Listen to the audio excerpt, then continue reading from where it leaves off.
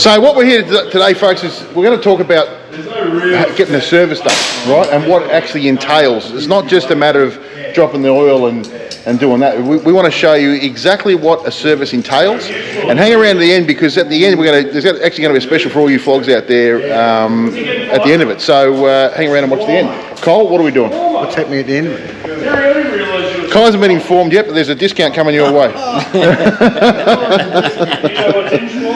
All right, well, we pulled the derby cover off. That's not that hard. We're going to do the clutch adjustment. So this would happen with every service? Yep. To varying degrees. Yep. So if it's a hydraulic clutch, you don't have to do this because they're automatic adjusting, but this is a good sort that works well. As your clutch plates wear out, which they do, they get thinner and thinner, and the clearances on your push rod and your lever change. So you've got to be able to adjust it. That's what that bolt there is in the centre, is adjusting that. Okay, yep. So just before we go any further, now, in the interests of giving Cole a good subject matter, this bike hasn't had a professional service for about 4 years. So it gets oil changes regularly, spark plugs regularly, brakes and everything. But this is what we're going to find out today, is the difference between, jerry built and getting it done professionally. So Cole, you know how we wanted to start the service before we did the shock absorbers? Yeah. And we said, no, we'd wait for Paul. Yeah. Wish we hadn't. You can't get to your gearbox drain plug with these shocks in there. That's new. We'll get a sump, we'll get a dish to catch the oil. I was going to do this big thing on using an extension and a socket and how it can destroy the gearbox if you're not careful, and I was going to show you all that, but we won't now. So Cole, how long would a service normally take? Well, it depends. If it's got wire wheels, you've got to jack them up and check the spokes, check each spoke. I think that's 3 hours, I think they charge for it. And that would depend on the technician as well, I take it? Yeah, very much so. We've had techs here that could take 6 hours. You don't get twice the job.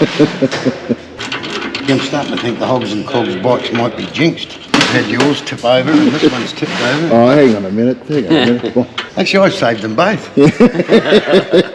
Folks, you'll see there's an episode coming up where I actually bring the bike in to get something done, and I actually forgot to put the stand down when I got off the bike. It happens. It happens. Well, I was too busy talking as usual. No, it was in your defence, it was a cluttered fucking mess. You shouldn't have been riding the bike in there anyway. That's one of the staff should have been doing it. So it wasn't my fault. No. I didn't want to say that, but basically what I'm saying. So you do all your own servicing? You put a new O-ring on there each time? Yes. Good. I've got 250 of them. Yeah, they're only about 5 cents for 250. Yeah, it's shipped. I don't understand someone that wouldn't replace the O-rings on all your sumps. I mean, it's there's one particular person that insists on doing that, and I thought I was doing the right thing and ringing him and explaining to him how cheap they are, and he told me I've been doing it like this for 20 years and I wished you fuckers had mind your own business. So I took that as a don't bother? No, not going to talk about that anymore. Because it turns out that he knows what he's doing, you reckon? This way we can check the gearbox quantity, and that's perfect. So now I've got looks like I've got the new suspension on, looks like I've got to get me one of these little fancy brake bleeders, just so I can suck all the juice out of it. You don't have to do your gearbox that often anyway. Yeah, I'll go and drop the primer. So that should have a litre in it, and the other litre in the gearbox, a litre in the primary. Some of the newer bikes have a slightly bigger primary, and they've got to have 1.2, and the old 5-speed gearboxes don't have a full litre. So if you sort of don't know what oil quantities you're putting in, you really shouldn't be doing the job. So that's for sure. These Harley oil filter wrenches have a cutout. Yep. Because on the 2-cam models, the crank position sensor's there. And you've got to make sure you don't hit it. If you put it wrong, you can smash that off. Whereas the Milwaukees have it underneath, so it's not that issue. And is that only the twin cams are like that? Yep. So they just keep making the tool the same, which is good. Yep. Go. So the lifelong argument that everybody has about oils, Cole. Yeah. Now this, I know I've always run fully synthetic in all 3 holes on this. Yep. What do you recommend? Because it's such an old argument, I refuse to comment. The Harley oil will be the very best you can buy though. I'm not allowed to do it. I'm going to get in trouble. Well, that's what I normally put in it, is the Screaming Eagle. Sim 3. Yeah, Yeah, that's Sim what we 3. use mostly. But, And now they normally say every 8,000 miles, is it, that you should replace the oil? yeah, What do you recommend? 8,000 Ks. 8,000 Ks, 5,000 miles. Yeah. Yeah. It depends. So I've got a pretty high performance bike over there, and I'll drop the engine oil every 4, and all the gearbox and primary every 8. Just because it's a waste of oil otherwise. Yeah. Some of them, you know, the motors are a little bit worn, have a little bit of blow-by down, and they'll dirty the oils up a lot quicker. It doesn't matter. It depends how much money you've got. You've got shitloads, so you just do it all. Yeah, right. Speaking of Col's hot little road glide over there, I took it for a bit of a ride earlier. Here she goes. She goes all right. He didn't spin the wheel, so we knew he wasn't. Spin the wheels. No, I didn't spin the wheels, Col, because I'm respectful, my friend. Oh, okay. You'd be the first one to ever ride that. If you'd have said I was allowed to, that would have been different. Funny, that's the first time I've ever heard him mention that word respectful in any sentence whatsoever. Right. We'll just pour that into a litre bottle so we can make sure we've got it all. Pretty clean, isn't it? Well, the gearbox oil usually looks pretty clean. Yeah. Because it hasn't got any of the fucking byproducts of the internal combustion engine, you know, Yeah. blowing soot and carbon and shit in there. The more important thing on a gearbox is to look at the metal filings on the sump plug that's got a magnet on it, but there was none there, so beautiful. Perfect. Yep, we've got the full litre out. That's good. Nice. We just replaced the front tyre. So we've done the front tyre and we've just put front and rear legends on it. So this should be a different bike going home, mate. Bit of a Harley design issue there, eh? There's a nice little oil trap. Let that drain out a bit more. See, you notice I clean my bench a little bit. Oh, folks, do what do we have the honour? Oh, well, that's rubbish from your Oh, mate. that's okay. Yeah, that's yep. This is actually pristine, Col. It is. I'm not very happy about it. I can't find anything. So, Col, have you ever worked on a bike like that hasn't had services regularly? What is the difference do you find with the engine? Like, can you tell the difference if somebody hasn't maintained it as regularly as it should have been? Only by the colour of the oils until you start pulling things apart, and then you can tell. So obviously the wear would be much more if you're not changing it up often? Yeah. So would you agree, Col, that basically changing your oil regularly is probably one of the cheapest things you can do to maintain your bike? Yeah, for sure. And not just oil changes, it's all little adjustments like we're doing here. Yeah. There'll be throttle cables that we'll have to adjust and lubricate, clutch cables that we're adjusting, that'll need lubricating. And then there's all the little things you're looking at while you're working on the bike. So we haven't got to the stage yet, but see how loose that belt is? So all those covers that you were talking about, how you like to take them off so they don't annoy technicians like myself. You can start now if you like. Joy. Although we could leave that until you do the tyre, but it is a bit loose. Okay. You feel that belt? So how much movement should there be in that? Oh, about 12 mil. Yeah. There's a bit more there. So the new Milwaukee 8s, so the newer bikes are running those guitar string tight. That's how they want them. So there's obviously a checklist that you guys have to go through, correct? Yep. Yep.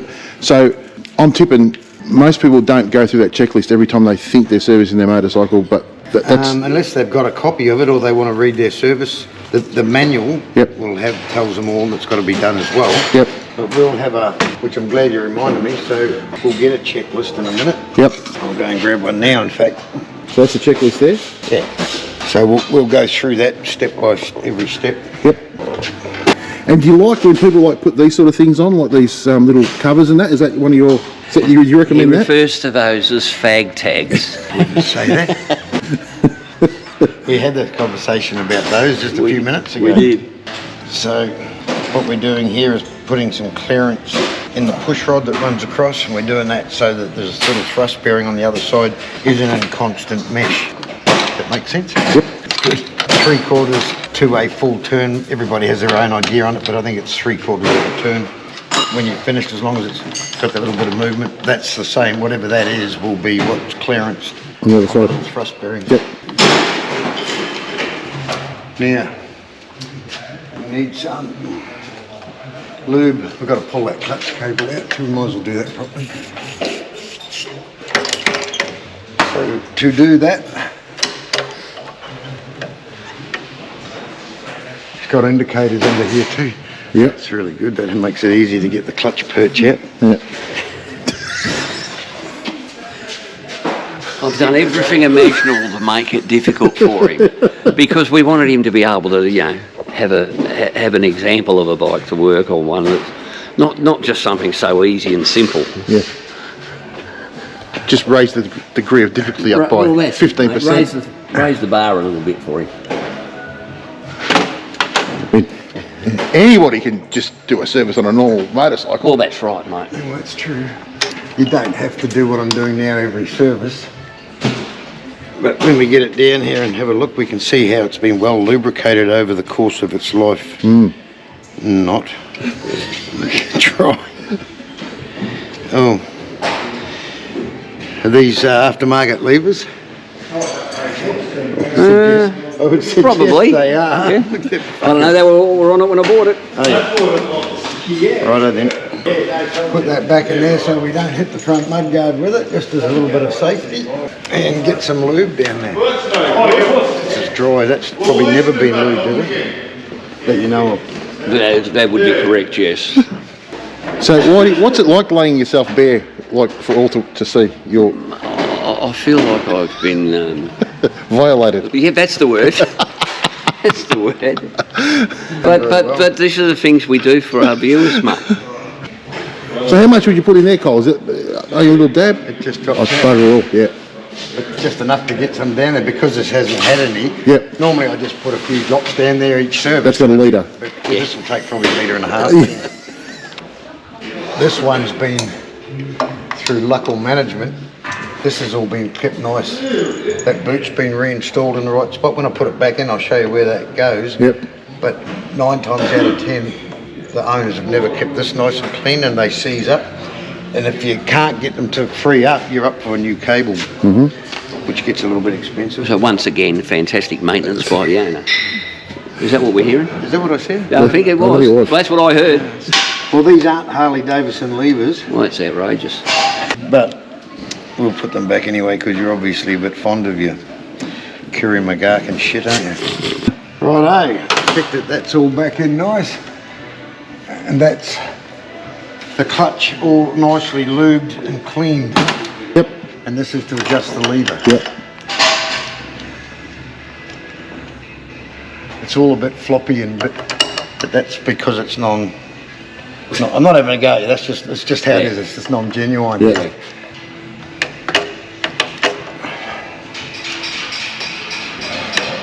Now all we're doing basically is adjusting the position that the bike will start moving when you let that out.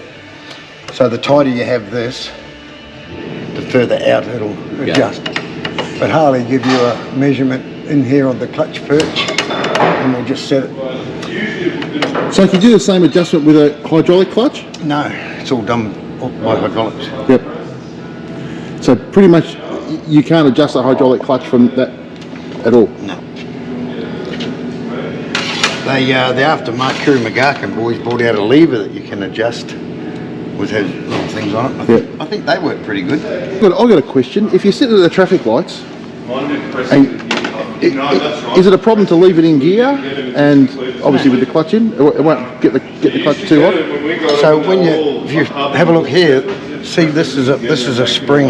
Yep. Big brass spring. When you're pulling the clutch, and all you're doing is holding tension on the spring. So you could hold it there for a long time. It wouldn't really hurt as long as it's not dragging. If it starts to drag, it'll start to heat up, start to build friction, and eventually it will go. It'll take off.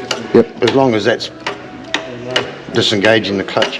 And you actually only need just to find this little bit just to release to change gears. So. Yeah, the reason I ask, I've got a habit of sitting at the lights. I always have my bike in gear at the lights, only because I don't trust the bastards behind me. So I'm always looking in the rear vision mirror just in case I've got to get out of there in a hurry. Well, I'm exactly the same for exactly the same reasons. So I've just put a bit of lube on that as well, just to stop it rusting. It's got a pivot down here as well. Yep. So this is in great condition. This is like new. And when you're putting the boot on, it can be a bit hard when they get a bit of age in them, but you've got to work it over so it slides over. Yep. And then pull it down till a lot of people just leave them like that. Yep. Well, now it's a rain trap. The water runs down there, can go in through that and fills it with water. Yep. But if you just put that on there, Yep. it's now sealed. Okay. Okay, so it's clutch done. Now, how are we going with draining of oils? That one's stopped. That one's stopped. I always think it's not a bad habit to put the plugs back in the same holes they came out of. If you're cleaning them up spot on, spotlessly, then it doesn't matter.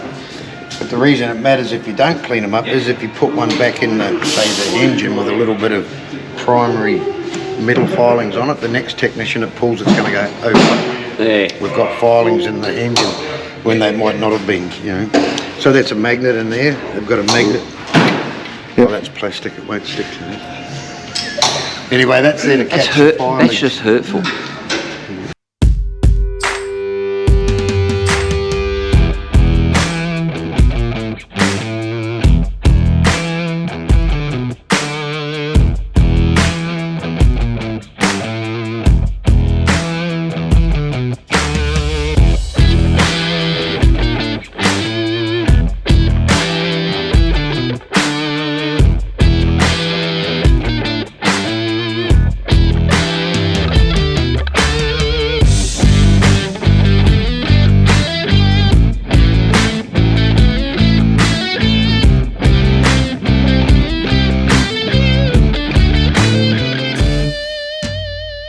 So that's oil filter done, clutch adjusted. So a lot of people talk about you should fill the oil filter with oil before you put them on. Well, you got laid on its side, not going to be much left in it. So. I just like you thinking that I'm going to do it. When you're doing these up with a new O-ring, you'll usually feel it fucking bite, and it's the O-ring squashing in. That's all I've ever done. Oh, I should be having the torque wrench out, shouldn't I? Yep. Oh well. It's not had one used on it in the last bloody 7 years. I don't know why I should say now. Oh well, if you don't know, if you haven't got that feel for it, you really should be using a torque wrench. All the apprentices have to use a torque wrench until they've learnt that feel. Yep. And even then on critical fasteners, you've still got to use a torque wrench. I'll stop a little bit short with the gearbox and just do it with the dipstick to make sure. I'm pretty confident we got it all out, but you don't want to overfill it.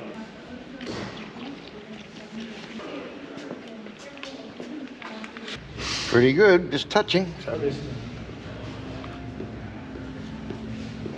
Yep. So the oil level's on the bottom, it's got a screw in that far, so now we know we're right.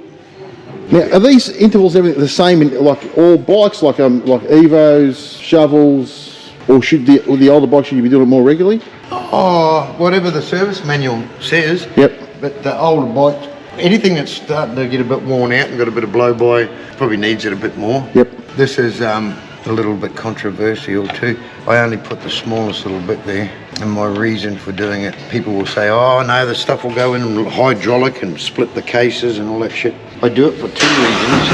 On a pre-delivery inspection, as all the brand new bikes, I can just pull one screw, and if I can see gold on it, I know that the techs have been in there and checked everything out properly. Yep.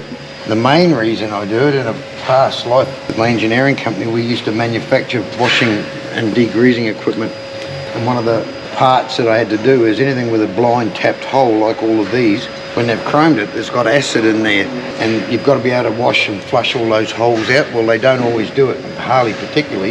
If you pull a bolt out after a couple of years, 3 years, you'll see this white powdery looking shit on it. Well, that's corrosion still happening in the blind holes. So if you put a little bit of anti-seize or oil or anything up in there, it stops that happening. A bit over technical, but that's why I do it. Yep. Never ever use an impact gun on the derby bolts.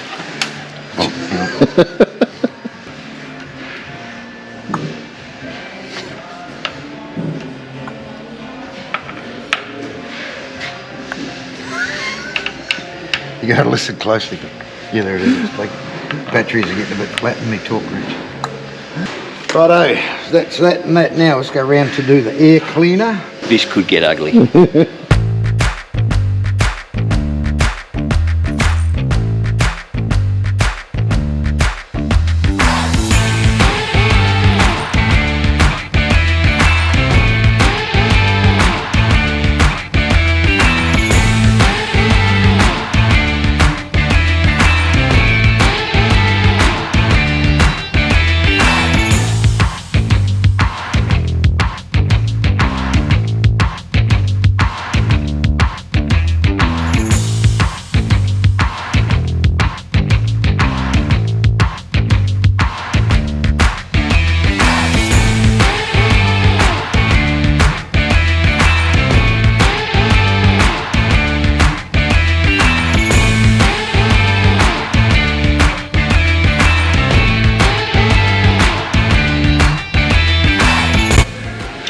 And that's why you need a new one. When you look in there and you can see that amount of dirt, it means that this is no longer working. From here to here, it's totally fucking blocked. But from there around, you can see all the holes in it. See the little pinholes? Yep. That it can be washed and re-oiled and it would still work. But when you can look in there and see the dirt on the butterfly, you know that it's letting dirt through. It's false economy. You asked me before how you look after an older bike. Well, you don't let shit go in there like that. So. Yep.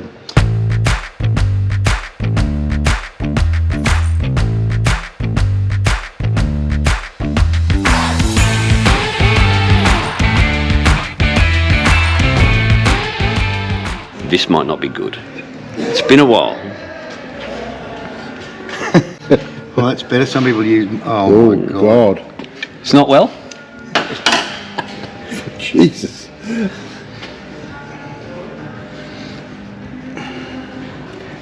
Oh dear. Should we use the machine or will we just know by looking at it? Or do you want to just pick it out?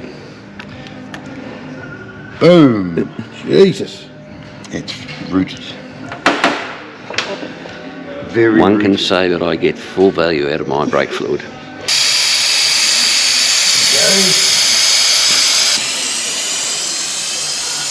It's just a brake fluid flush. You can keep checking that in, but I know if I put a half a bottle through it, it's in the system. If it was an ABS bike, then we'd have to put it on the computer and cycle the ABS units, clean them all out. They're the ones that are really critical. It's critical to do all of them. All that is moisture content in the brake fluid. And moisture or water will boil, brake fluid won't. So when you've got most of your water in there, you're dropping your boiling point, and on a long downhill, your brakes could boil. A lot of people used to use milk instead of brake fluid in the old days, but anything will do. It's just a hydraulic, but then you've got to put the right fluid in as soon as you can.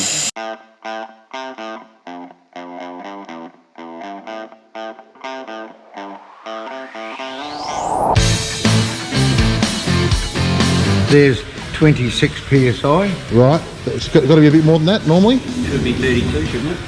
40? 42. 42, sorry. So what that tells us is that the operator talks a good game. I didn't need to come here to be insulted. I could have stayed home and the tail gunner could have done it.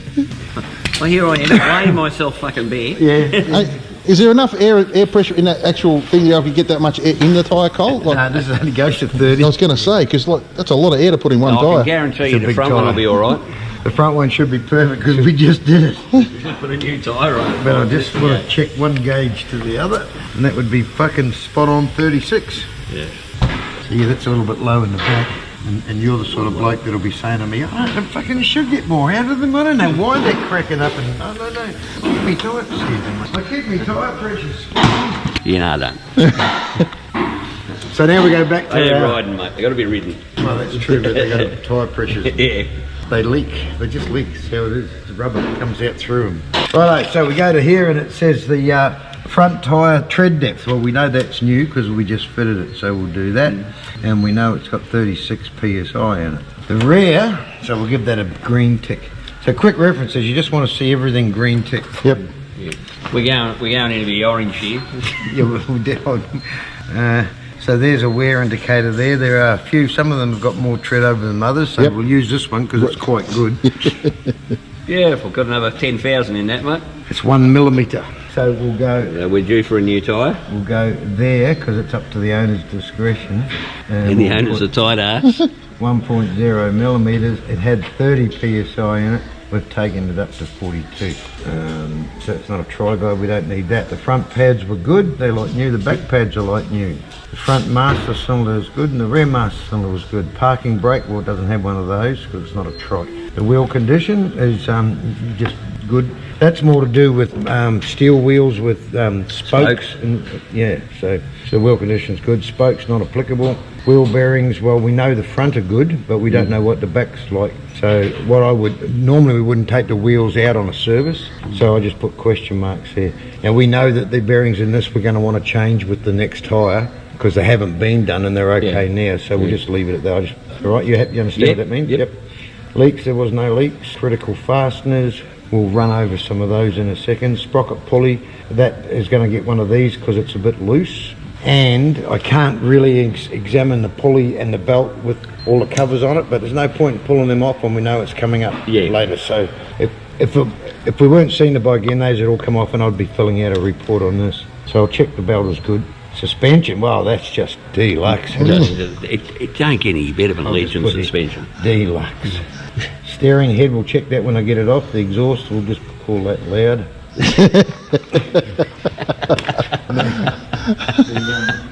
All right, now we want the seat off it so we can check the leads on the battery. It's another thing that gets overlooked is the tension of the battery terminals. You might need a man about your size to... Don't want to say nothing, that was pretty fucking hard. But, Oh, good. I'm like the human torque wrench. I got one over in the corner there, the big stiff. Oh, I put a new battery in it.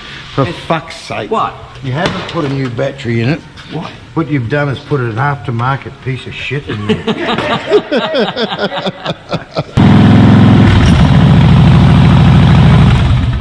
Thank you, sir. Well, that battery's going to pass 13, that's very good. Charging rate is 14.3, that's good. That's both good.